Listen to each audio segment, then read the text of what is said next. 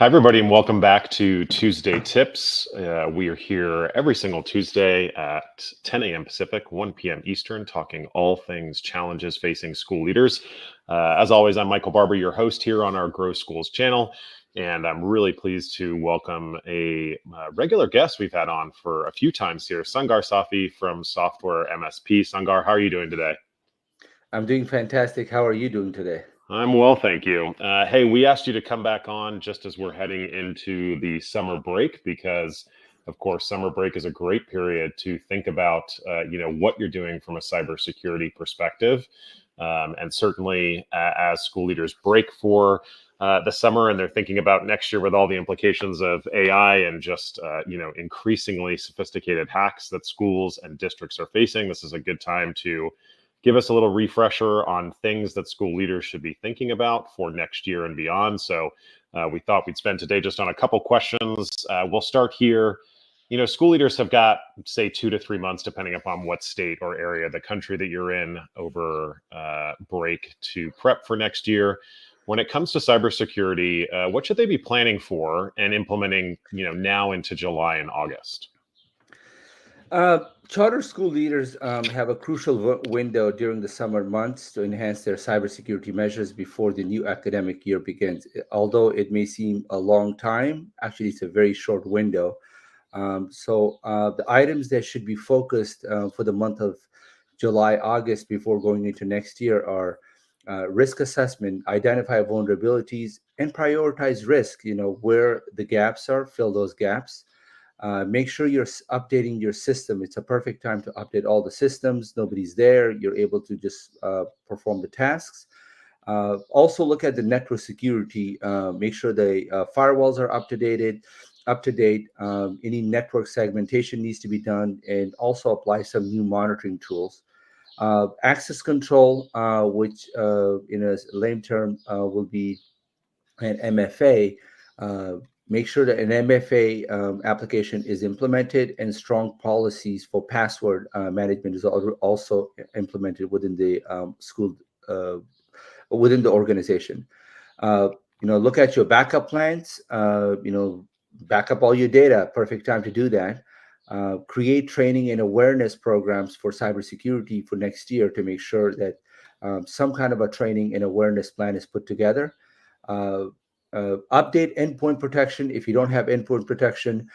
In simple term, protection means antivirus application on the devices at the school. Make sure those are all up to date. If you don't have one, go acquire one and implement it.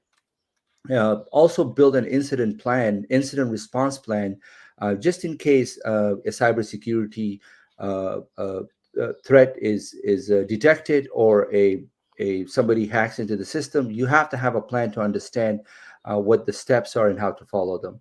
Last thing would be to perform a complete and comprehensive vendor management review, and understand who the vendors are. Who are you working with? Do they have security posture in place, and how are they maintaining their security posture within their organization as well?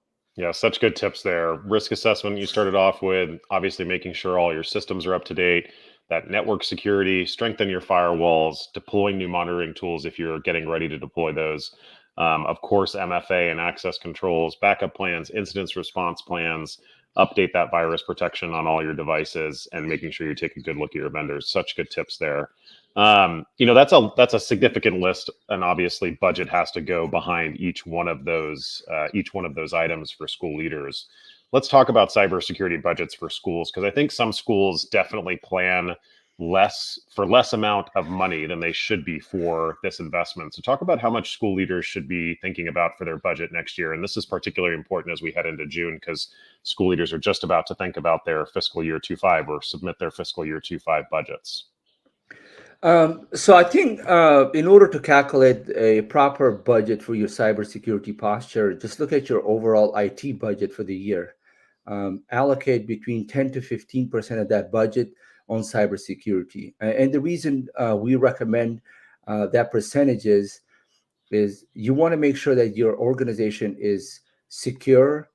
If you're not able to spend, or you're not spending that much on your cybersecurity posture, it will cost you in other areas within your IT department. Now, we also have broken that down into different framework of where you need to allocate that 10 to 15%. The first thing would be, put 25% of that into network security, firewalls, your physical infrastructure to make sure everything's secure and things are configured properly. Uh, Again, going back to the endpoint protection, antivirus, uh, and things like that, you want to allocate about 20% of your the cybersecurity budget into that. You have to protect your endpoint. It's very crucial, very important that you have the latest and greatest endpoint to protect those devices at the end. Now you can allocate some resources into cybersecurity training.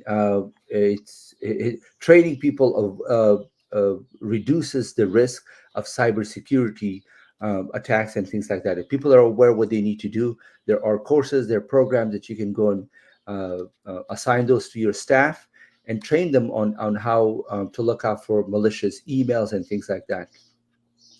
One of the critical item is again MFA. MFA is a simple and easy application, and it doesn't cost a lot. It's a very simple application. 10% of that budget should be going to MFA. Your backup should be about 10%. Build an incident response. That it takes a little bit of time to build an incident response. Allocate some resources. 5 to 10% of your budget should be going to that. Uh, and the last thing is compliance. Make sure you have Mm. a proper compliance and risk management in place. Allocate 5 to 10% of your cybersecurity budget to that. Make sure that you're meeting all the state and local and federal requirements to make sure that you are protecting your students and your staff. That's such a good breakdown to for school leaders to think about, because I think often, especially when it comes to tech tools, many of us aren't pros like your team is, right? We don't understand how to allocate that budget as well. So I really appreciate you breaking down those budgets for us.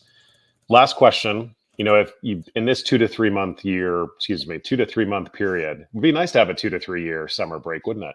Yeah, In definitely. in this 2 to 3 month period over the next few months, if school leaders had to pick one of that laundry list, and I know this is probably the worst question to ask from someone like you, because they should be doing all of it. But let's say they've got to focus on one thing because of resources, because of time, energy, etc. What do they focus on for the summer? What's one thing that really has big impact for any school?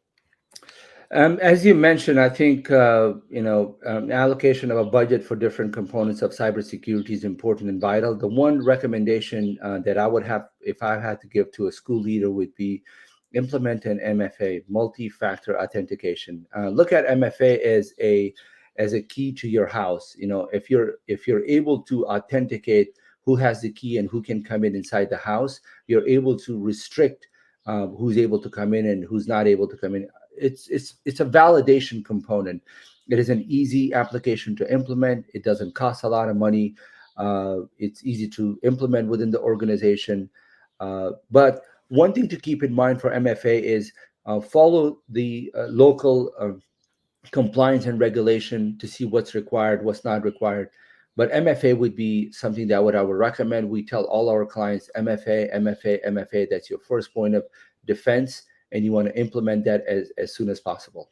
Yeah, and the good news there is on most of the major platforms, whether it's Workspace or Office 365 or the like, a lot of the tools are built into those platforms. So it's about rolling them out and getting them into the hands of your teachers. So hopefully there's not a huge added expense there, but just the time to get it out to your school leadership, your teachers, and your staff as well. Well, Sangar, we keep these conversations to 10 minutes, as you know, all too well, having done this for us for several times. So we're going to wrap it up here and say thanks for everyone for spending the time with us on this Tuesday. If you'd like more information on software MSP, you can go to softmsp.com.